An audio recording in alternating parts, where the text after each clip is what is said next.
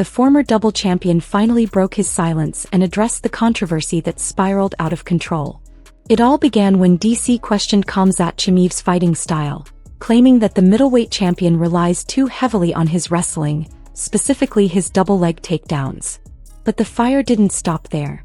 Cormier also cast doubt on the legitimacy of Merab Dvalishvili's all-time UFC takedown record, suggesting that the way takedowns are scored in MMA might not be as accurate as people think. Fans immediately pounced, accusing him of bias, especially since DC never raised such concerns when his close friend Khabib Nurmagomedov scored a historic 22 takedowns in a single fight. The backlash was swift and relentless. After days of online heat, Daniel finally jumped onto Twitter to clear the air. He insisted he wasn't criticizing the fighters themselves, but rather the way takedowns are tracked in the sport. "I'm not mad at the takedowns," he wrote. "I just don't quite understand how they score them. I still don't believe Khabib got 22 takedowns." His clarification, however, didn't completely calm the storm. On ESPN's Good Guy/Bad Guy show, DC dove deeper, explaining that the system itself is flawed. "The MMA takedown is the problem," he said. "A takedown should be when you take a guy to the mat and control him, not when he pops right back up and you slam him again. That's a mat return, not a takedown." Cormier's comments came just as Merab Dvalishvili gears up for a potentially record-breaking fourth title defense, facing off against his former rival Petr Yan. While Merab focuses on building his legacy, Cormier's words have reignited a larger debate about how much the sport has evolved, and how statistics sometimes fail to reflect the reality inside the octagon. DC's frustration came from years of competing and analyzing fights. He even mentioned being invited by officials to review how takedowns are scored. "They sat me down, showed me the system, and I still walked out confused," he admitted. To Cormier, the scoring criteria undervalues control and overvalues numbers. "They should get us fighters in the room," he said. "Let us define what a takedown truly is." Meanwhile, the middleweight division had its own shocker when Brendan Allen pulled off a stunning upset over Reinier de Ridder. In what many expected to be an easy night for the Dutch contender, things turned ugly fast. After a strong start, Reinier was visibly fading by the second round. Allen, relentless and calculated, began to dominate on the ground, showing incredible composure and patience. By the end of the third, Reinier was completely spent, his body language telling the world he couldn't continue. For a fighter known for his grit and durability, quitting on the stool was a stunning moment. Brendan Allen wasted no time making his next move. In his post-fight interview, he called out none other than Khamzat Chimaev, vowing to dethrone him if given the chance. "I speak grappling fluently," Allen said with quiet confidence. "His wrestling is great, but my jiu-jitsu is elite. I have the best team, the best camp, and I'll be ready for anyone in the world." His words carried a mix of humility and menace, an open challenge to a man most fighters fear to even name. Allen made it clear that his victory wasn't luck or fatigue. It was strategy.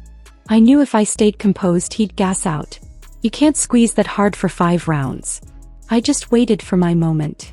The aftermath of Reindier's loss sent the MMA world into chaos.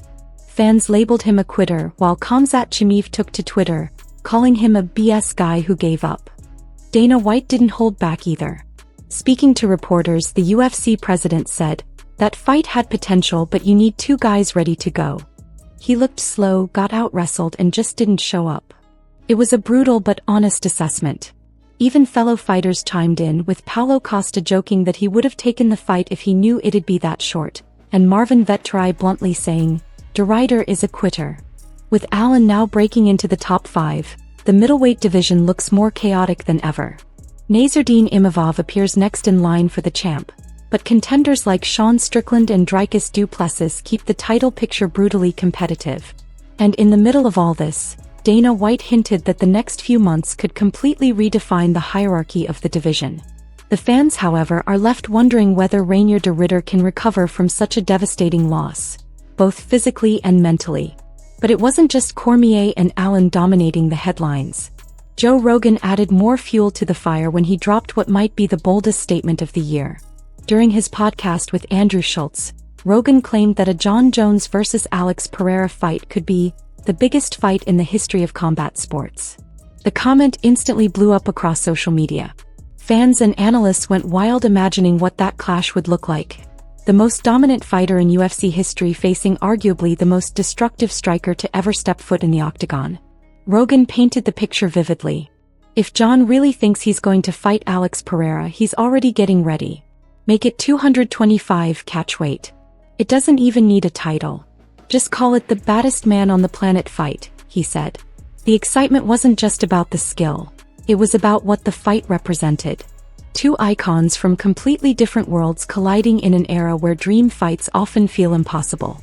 Adding to the chaos, Khamzat Chimaev threw his own name into the mix, hinting that he'd be willing to face Pereira at heavyweight, further blurring the lines between divisions. The heavyweight scene has never been more unpredictable, with Tom Aspinall, Cyril Gane, and even Francis Ngannou still casting long shadows over the title picture. Pereira, who has expressed interest in ending his career at heavyweight, might soon have more options than ever, each one more dangerous than the last. From Daniel Cormier's outspoken critique of MMA's scoring system to Brendan Allen's breakout moment and Rogan's dream fight prophecy, the sport feels more alive than ever. Every week brings new storylines, rivalries, and debates that push the limits of what fans thought possible. The line between entertainment and legacy keeps blurring, but one thing is certain. The energy around MMA is electric and the future looks explosive. What do you think about Cormier's comments on takedown scoring? Was he right to question the system, or is he stirring unnecessary drama?